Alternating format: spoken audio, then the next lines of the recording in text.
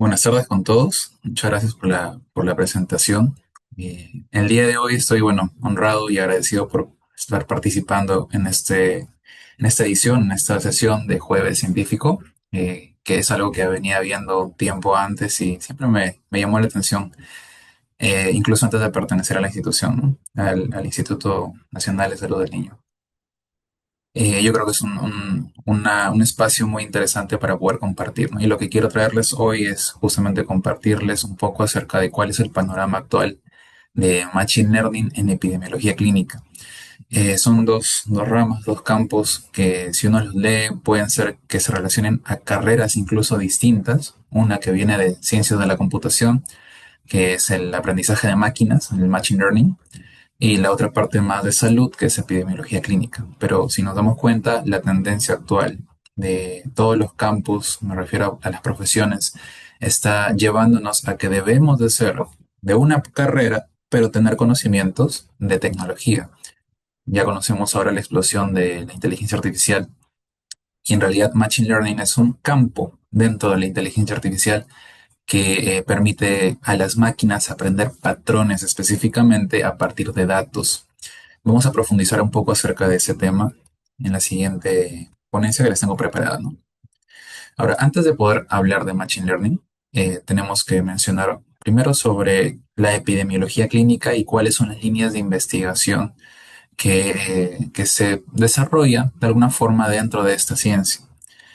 Ahora, he tratado de simplificar esto porque si hablamos de líneas de investigación pueden haber muchísimas, pero a nivel macro podemos identificar al menos cuatro grandes grupos de líneas de investigación. Estas están orientadas a la parte de diagnóstico, a la parte de prognosis o pronóstico, al tratamiento propio de los pacientes y a la etiología y causalidad. Si nos enfocamos primero en la parte de diagnóstico de la epidemiología clínica, esta lo que busca es utilizar obviamente investigación para poder evaluar la precisión y los valores de las pruebas diagnósticas, es decir, utilizar algoritmia, utilizar los flujos de procedimientos para verificar si es que justamente estos permiten hacer diagnósticos adecuados.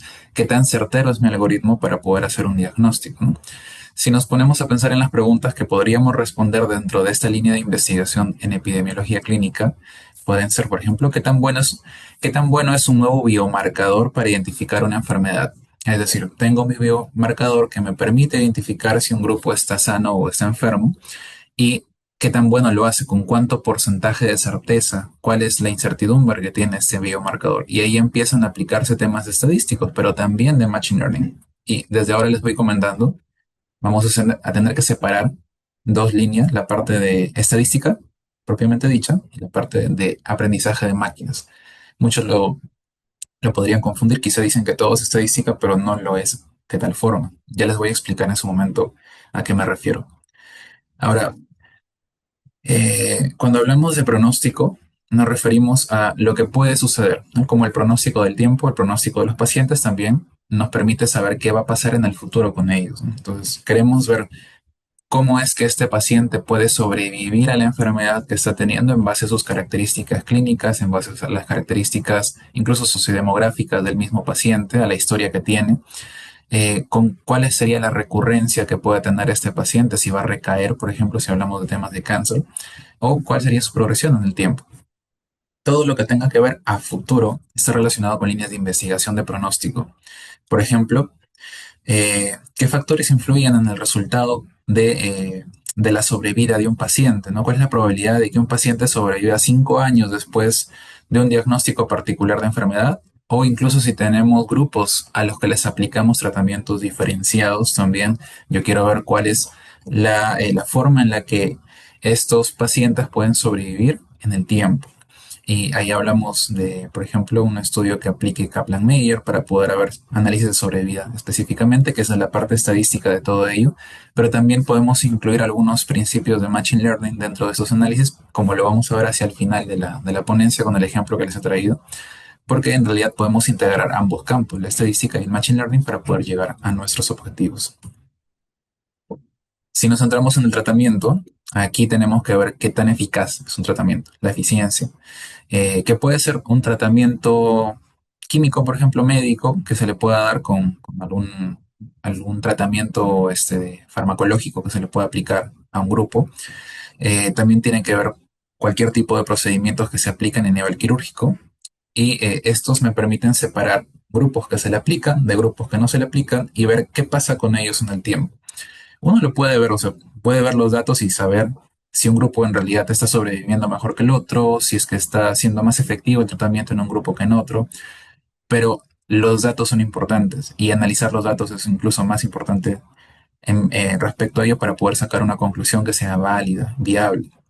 Muchas veces nos centramos en que la investigación se hace con muy pocos datos o con lo justito que podemos para que ya se pueda publicar, pero en realidad tenemos que profundizar porque mientras más soporte de datos tengamos y mejor análisis hayamos escogido, la respuesta se va a resolver de mejor manera. Y en la parte final, la cuarta línea vendría a ser la etiología y la causalidad. Esta nos permite identificar causas y factores de riesgo de las enfermedades. Ver factores de riesgos también es crucial y hay muchas formas de poder abordar un análisis o estudio de factor de riesgo, pero principalmente hay temas asociados a modelamiento, con regresiones, por ejemplo, para poder detectar estos eh, indicadores o estas variables que permiten decir si es que hay riesgo de alguna cosa, de algún evento dentro de mi estudio. Por ejemplo, el hecho de que podamos identificar que fumar realmente es la causa del cáncer es porque lo hemos visto a lo largo de la historia. Pero puede ser que si ustedes se ponen a pensar como una variable de confusión, las personas que consumen cigarrillos, por ejemplo, también puede ser que consuman café y que la primera observación haya sido persona que consume mucho café le da cáncer de pulmón. ¿Por qué? Porque está siendo confusoria esta variable. Hay más cosas que indagar y cuando llegamos al punto más profundo, en realidad era el cigarro lo que hace, obviamente, el cáncer de pulmón. Pero este es un ejemplo muy burdo, claro, ¿no? Pero pueden existir casos más complejos donde tengamos variables escondidas que en realidad son las causantes, ¿no? Y aquí hablar de etiología y causalidad es profundizar un poco más en la investigación en sí. Bien, sabiendo que estas son las cuatro líneas principales, creo que acá hay un comentario en el chat.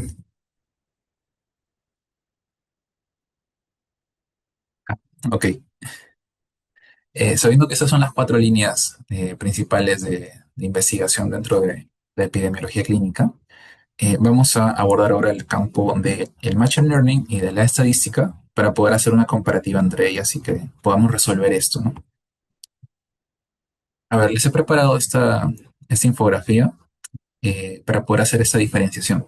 Cuando hablamos de estadística, todo es muy claro, es cristalino, porque yo tengo mis datos, sé mi método de análisis, sé cómo se va a trabajar la data a nivel matemático y al final mi resultado es fácil de hacer un traqueo hacia atrás y poder identificar eh, cuál fue el origen, digamos, de mi información y cómo es que se analizó para llegar a los resultados que estoy observando. Por eso le llaman una caja blanca de datos.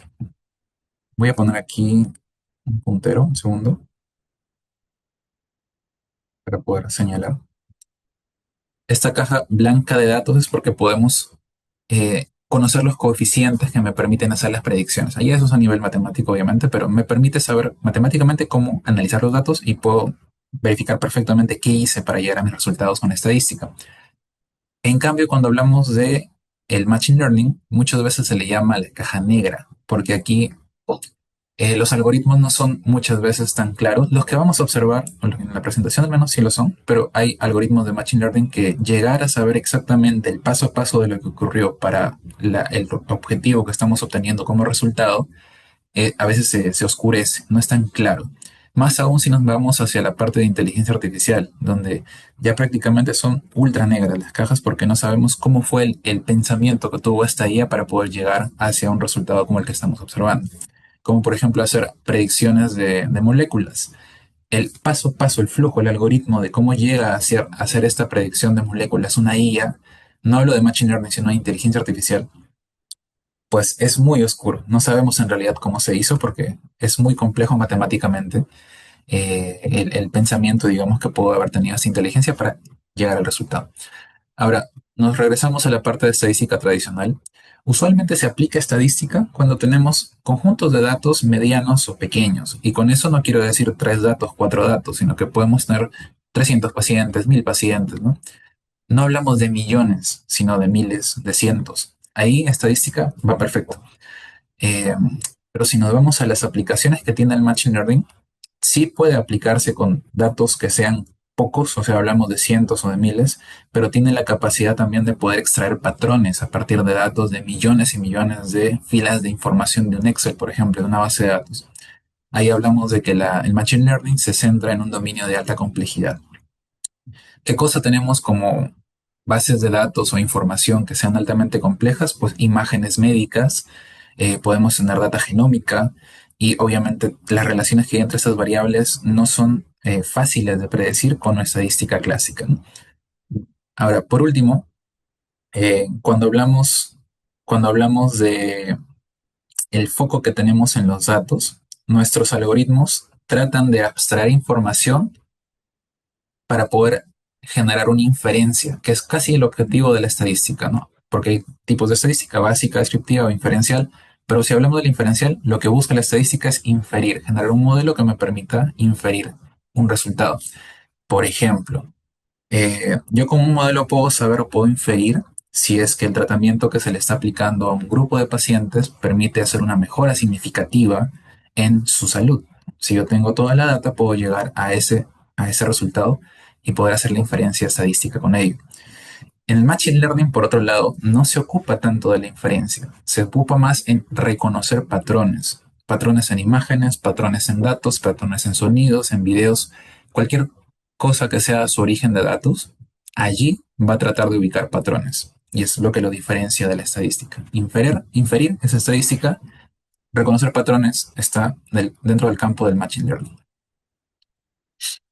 Eh, eh, Había una página web que la he estado buscando muchísimo porque en las clases que daba allá por el 2023, 24 o incluso antes, utilizaba para mostrarles este flujo de escoger el método estadístico más adecuado. Pero resulta que no la encontré. Me hubiera gustado mucho compartirla con ustedes. Pero es básicamente esto que están viendo a la izquierda, que es esta imagen que me permite escoger un test estadístico con un flujo de árbol de decisiones donde yo me voy a hacer preguntas y voy a llegar a mi método estadístico más adecuado. Al final, con la práctica, uno puede reconocer los métodos estadísticos más adecuados para un análisis sin la necesidad de pasar por un árbol de decisiones. Pero cuando uno está iniciando, es bueno siempre tener una ayuda como esta, ¿no? La página que les comentaba era como una especie de test que uno va respondiendo y al final le dice tu método estadístico más adecuado es esto. Es básicamente esto. Por ejemplo, yo me pregunto, mi variable de trabajo, mi variable de respuesta, o la que le llaman también a nivel estadístico la variable dependiente de mi estudio, es categórica o cuantitativa. Si es categórica, yo me voy a ir por un lado del árbol de decisión. Si es cuantitativa, me voy por el otro. Ahí entrará otra pregunta. Por ejemplo, si me voy por el lado de las cuantitativas, me dice, ¿esta variable cuantitativa es cuantitativa numérica o tenemos categorías dentro de ellos? Es una cuantitativa discreta que puede ser cuantificada como números individuales, como uno, 2, 3.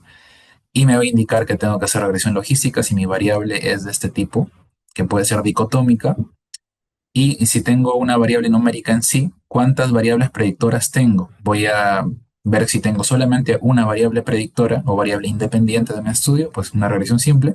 O si tengo más de una, haré una regresión múltiple. Esta imagen que les he puesto es súper sencilla, súper chiquitita, porque normalmente cuando uno ve todos los métodos estadísticos disponibles es un árbol enorme de posibilidades y de preguntas. Ahí está la expertise que uno va a poder tomando en el campo en base a las preguntas que va resolviendo en sus investigaciones. Cada vez que hagan una investigación, seguramente van a aprender un método estadístico nuevo o al menos que puedan discriminar el por qué están aplicando ese método de otro. Por eso es bueno la práctica. Ahora, eh, para poder hacer un estudio, ¿cómo puedo navegar entre estos métodos distintos? Es imposible hacerlo si no tengo estas tres cosas bien mapeadas. Primero, una pregunta de ciencia o científica válida que tenga un porqué, que tenga una razón, un motivo por el cual estoy haciéndome esta pregunta, que es una pregunta de estudios válida, que tengo un objetivo claro y hablo de los objetivos específicos, porque cuando yo tengo mi pregunta de estudio, esto lo puedo convertir en el objetivo general de mi estudio. Mi pregunta general se convierte en mi objetivo general. Y mi objetivo general se disgrega en objetivos específicos para ser, justamente como su nombre lo dice, más específicos, más claros, sobre lo que quiero abordar con mi pregunta.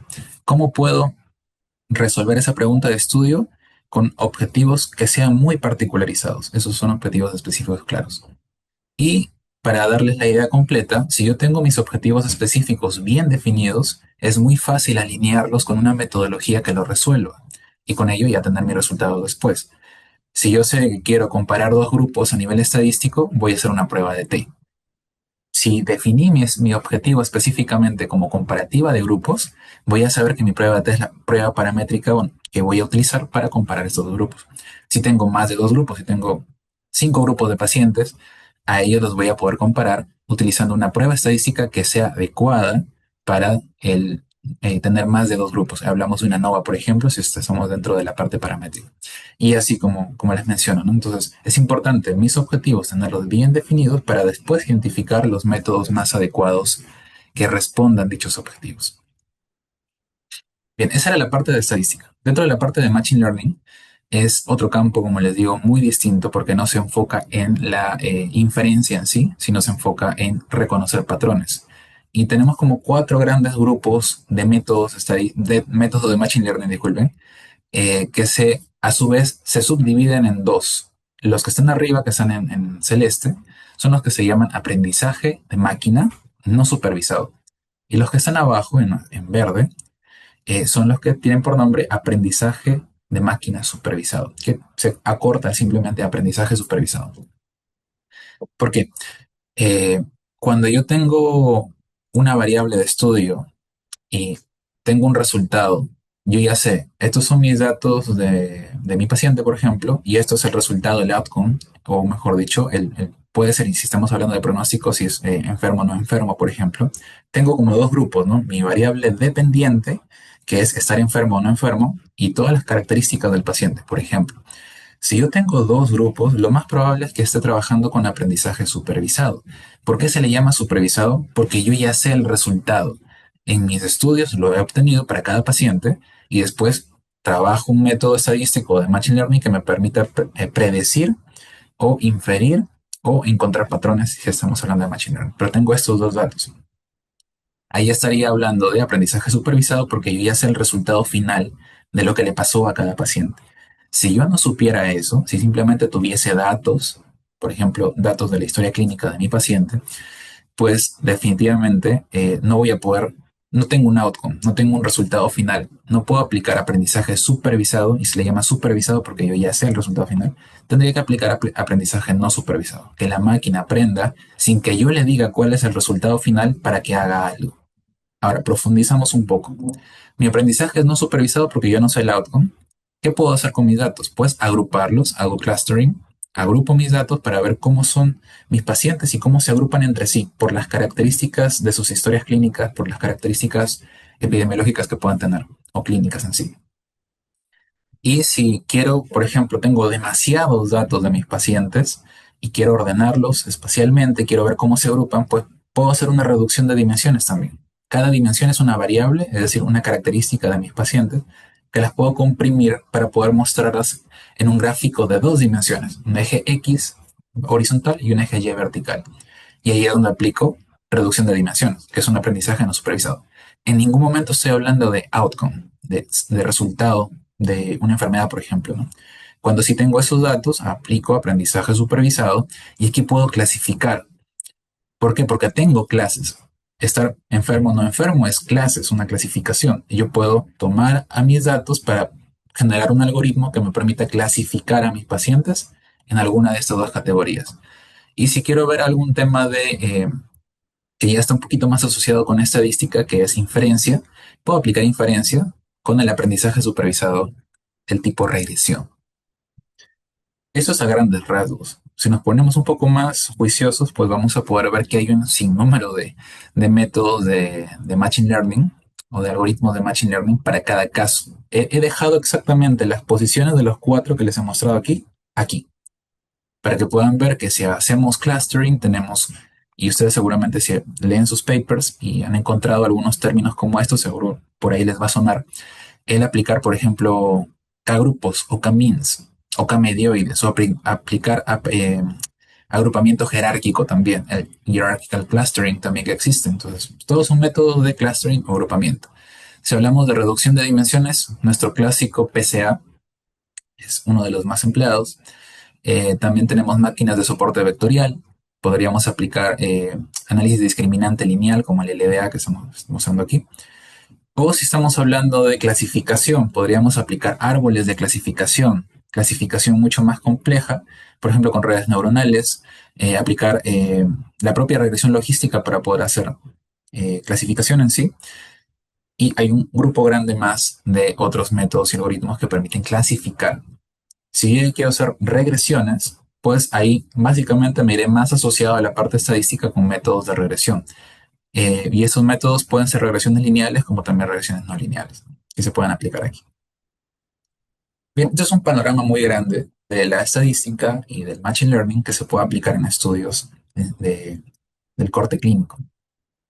Ahora, si nos enfocamos en el machine learning orientado hacia la epidemiología, básicamente, como dice aquí el título, ¿qué buscamos hacer? Es tomar datos para transformarlos en decisiones. Siempre es el objetivo de una investigación llegar a algo que me permita mejorar el servicio de salud, que me permita mejorar la salud pública en general, aportar a ello. Entonces, actualmente el paradigma es, todo debería de orientarse hacia un ecosistema digital.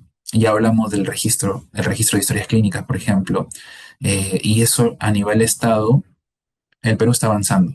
Otros países quizá están un poco más adelante, otros quizá un poco más atrás en el tema de digitalización de los servicios de salud, pero en el caso de Perú estamos avanzando bastante bien. Si bien hay varias falencias aún, ese es el camino.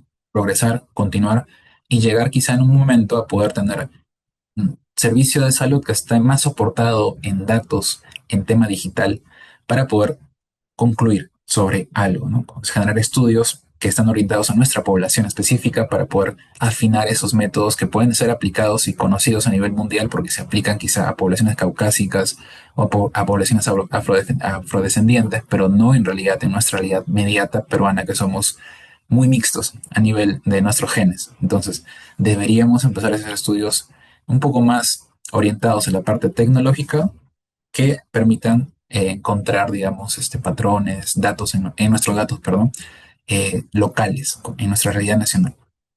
Si nos enfocamos en los registros de salud electrónicos, los conocidos como EHR por Electronic Health Records en inglés, estos nos permiten identificar, obviamente, diferentes tipos de variables asociadas a los pacientes, ¿no? Por ejemplo, sus signos vitales, temas de monitoreo, resultados de laboratorio de nuestros pacientes, las comorbilidades que puedan tener, alguna anotación del médico en las historias clínicas, que es muy valiosa esa información, entre otras variables que están asociadas a los registros de salud electrónicos. Ahora, esto es un mar de información y a esto se le llama información no estructurada, porque son hojas de cálculo o como Excel, son Words que tienen información que normalmente se le imprime al paciente para darle esa información, pero que no se suele estructurar para tener una tablita de datos bien organizada para analizarlo después. En la estadística y el machine learning, la mayoría de los métodos se basan en datos estructurados y ahí viene el trabajo pesado a nivel del personal de salud que conoce que existe algo, que tiene la información clínica, pero que tiene que trabajar en traducir o en convertir toda esa masa de información no estructurada en datos estructurados. Convertirlo en un Excel, por ejemplo, que les permita analizar los datos. Es trabajo, pero es necesario. Si hablamos del ciclo de vida, por así decirlo, de la predicción clínica en el Machine Learning, la primera fase siempre es, con lo que les acabo de mencionar, ensamblar los datos, que es tomar todo lo que está en no estructurado y convertirlo en algo estructurado para poder analizarlo. Esto es etiquetar, definir bien mis variables, separar variables que pueden estar aglomerando mucha información que en realidad son varias variables que tienen que ser separadas. Y todo eso es prácticamente el data cleaning, la limpieza de datos. También le llaman el data wrangling, que es el ordenamiento de mis datos para que esté conforme, ¿no? Y ahora si tenemos datos estructurados, bien ensamblados, pasamos a la fase 2. Ya con los datos bien trabajados, puedo recién hablar de entrenamiento. Y aquí se le menciona como entrenamiento porque puedo hacer muchas cosas. Puedo trabajar con un entrenamiento de un modelo de Machine Learning o un modelo estadístico que a veces le llaman en alguna literatura, le dicen statistical learning o aprendizaje estadístico, que es lo mismo que estadística. Y también se pueden hacer aplicaciones de inteligencia artificial si se tienen muchos datos y se tiene, obviamente, datos etiquetados, ¿no? Recién puedo entrenar mi modelo de Machine Learning, mi modelo estadístico o mi modelo de inteligencia artificial para mi objetivo específico. Luego, una vez que yo ya tengo mi modelo, esto sí les comento desde ahora, si es que tienen un objetivo de hacer un modelo, no metan, como dicen, todos los huevos en la misma canasta. Tienen que separar. Porque si yo tengo 1.000 pacientes, digamos 1.000 datos, no puedo utilizar los 1.000 para poder hacer mi entrenamiento, sino que debo de separar una parte para que mi modelo nunca las vea. Son datos extraídos o separados al inicio, en la parte de ensamblado. Aquí es donde yo digo, estos datos van para mi modelo y estos los dejo aparte. Se preguntarán por qué.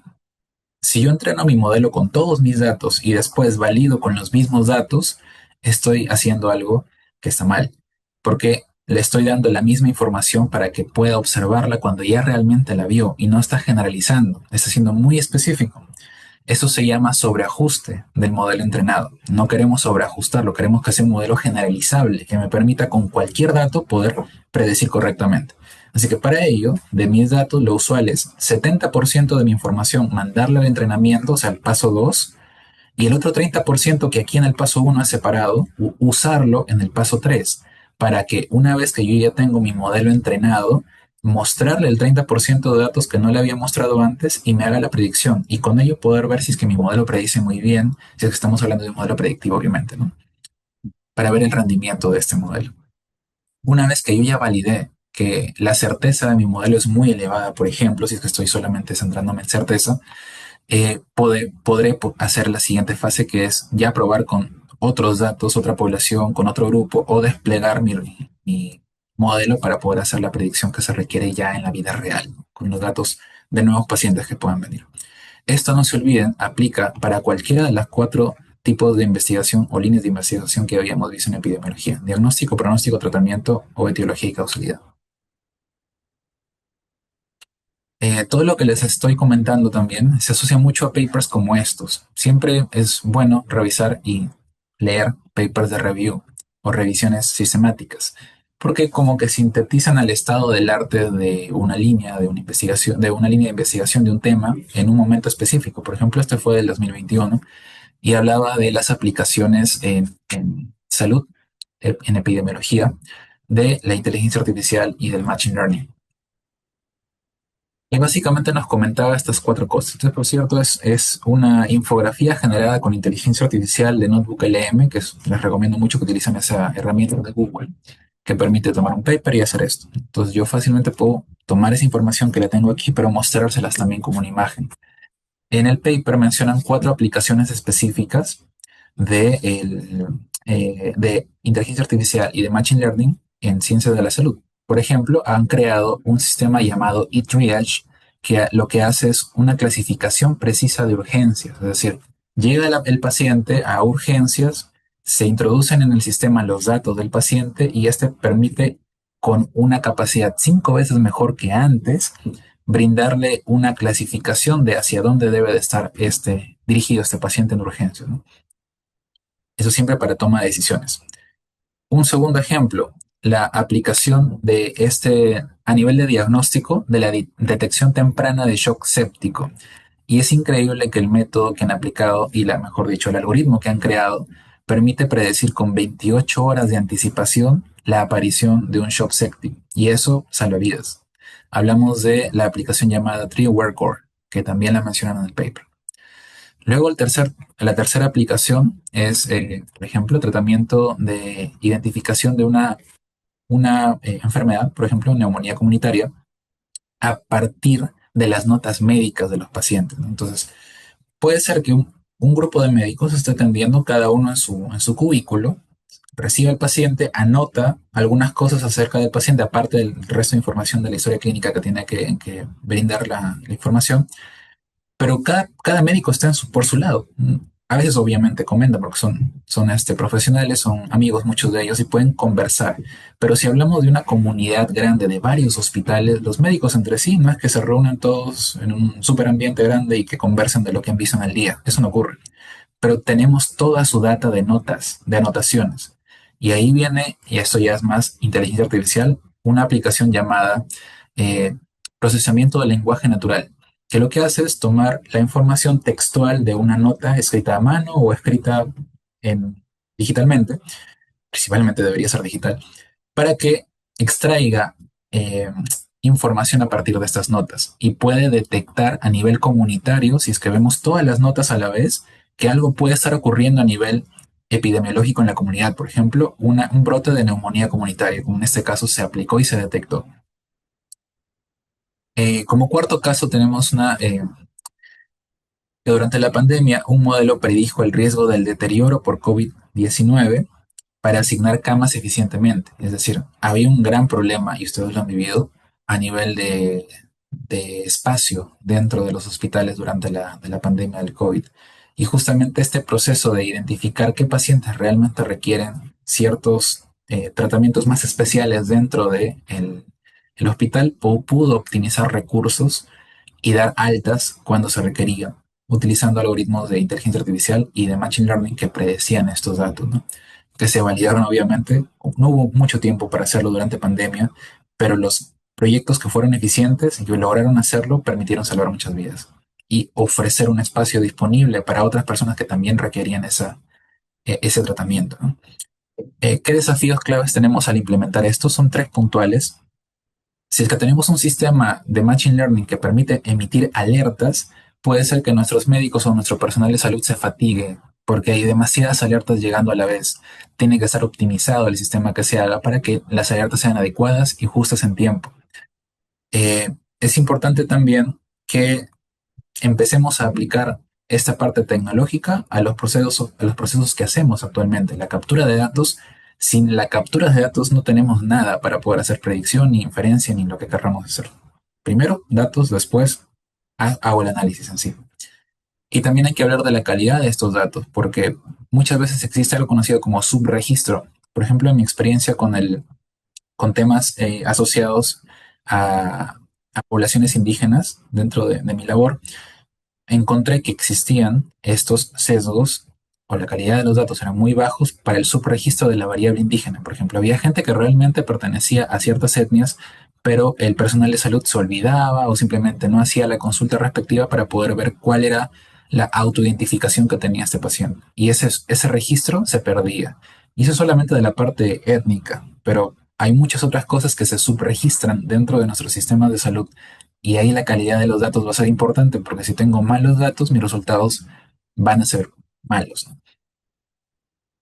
Así que, ¿es posible hacer ciencia sin colectar y almacenar datos? Eso, por favor, quiero que se les quede grabado.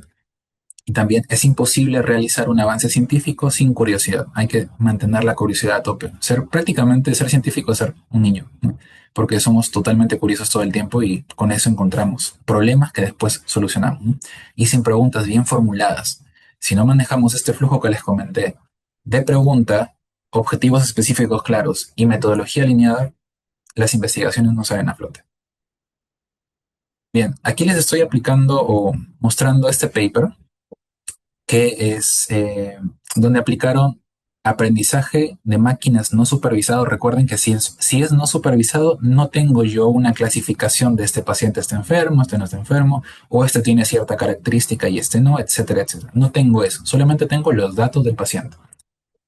Y esos datos del paciente se están aplicando, trabajando, digamos, a partir de las historias clínicas.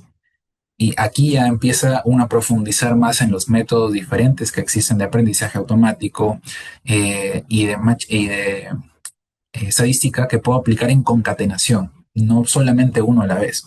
En este paper mencionan muy claramente ello. En primer lugar, aplicaron aprendizaje de máquina no supervisado. ¿Qué métodos aplicaron? Aplicaron estos dos que están aquí arriba. La alocación latente de Dirichlet, que es Latent Dirichlet Allocation, LDA, y el Poisson Dirichlet Model, que es PDM. Son dos metodologías que se asocian a lo que se conoce como modelos de tópicos. que permiten extraer, o mejor dicho, tomar datos categóricos masivos y convertirlos en algo más compacto. Les explico. Ustedes deben de conocer a nivel médico que existen el sistema de clasificación de diagnósticos, ¿no? Cada diagnóstico tiene un código único que es un código pequeñito. Ahora hay muchísimos. Yo no puedo analizar la data así de masiva para poder llegar a un resultado, digamos, en el que quiero generar grupos o tópicos, también se le llaman grupos de información de enfermedades latentes, perdón. ¿Cómo puedo reducir esa información? Pues si me regreso a la diapositiva correcta, con esta parte. Aprendizaje no supervisado utilizando reducción de dimensiones. Voy a comprimir la gran cantidad de datos que tengo de los diferentes tipos de códigos únicos de diagnósticos hacia grupos más pequeños, más compactos de enfermedades latentes. Esa compactación se está aplicando con métodos de reducción. Estos dos que se aplicaron. Los aplicaron los dos, no porque se necesiten los dos, sino porque querían comparar cuál de estos dos era mejor. Les adelanto que el de Poison, el PDM, fue el resultado más adecuado, ¿no? Ahora, yo que ya reduje las dimensiones, tengo pocos datos, puedo aplicar a estos pacientes que tienen pocos datos ya más compactos, más información más manejable, una clasificación. Aquí ya estamos hablando de aprendizaje no supervisado nuevamente, pero los estamos agrupando, disculpen, no es clasificación, es agrupamiento. Lo estamos agrupando. Y ahí me regreso nuevamente, discúlpenme, y estaríamos aplicando primero reducción de dimensiones para después aplicar clustering. Ya sé que tengo pocos datos más compactos, estos ahora los aplico para poder identificar cómo se agrupan mis pacientes en base a los diagnósticos que han sido compactados en esas variables latentes que les mencionaba, ¿no? Aquí podemos ver que se agrupan estos puntitos, cada uno de ellos es un paciente y vemos que se están separando entre sí. Se han agrupado. Y por último, yo ya tengo grupos. Yo ya sé, este paciente pertenece al grupo rojo, este al grupo azul, este al grupo verde. Pero el Machine Learning no me dice, este grupo se llama tal. Yo tengo que inferirlo a partir de mis conocimientos. Seguramente este grupo quizá tiene comorbilidades de este tipo, este otro grupo tiene esta enfermedad rara, digamos, que aparece y este es un grupo genérico. Tengo tres grupos. Ahora, yo ya los interpreté a nivel clínico, porque la estadística, como les digo, no les dice exactamente que solo los agrupa. Yo ya interpreté a nivel clínico. Ahora, tengo tres grupos que les puedo hacer análisis, por ejemplo, de sobrevida, como lo hicieron en el paper. Y vieron e identificaron que aparecieron grupos latentes que tenían diferente forma de reaccionar ante, o la probabilidad de sobrevivencia era diferente en base al grupo al que pertenecían.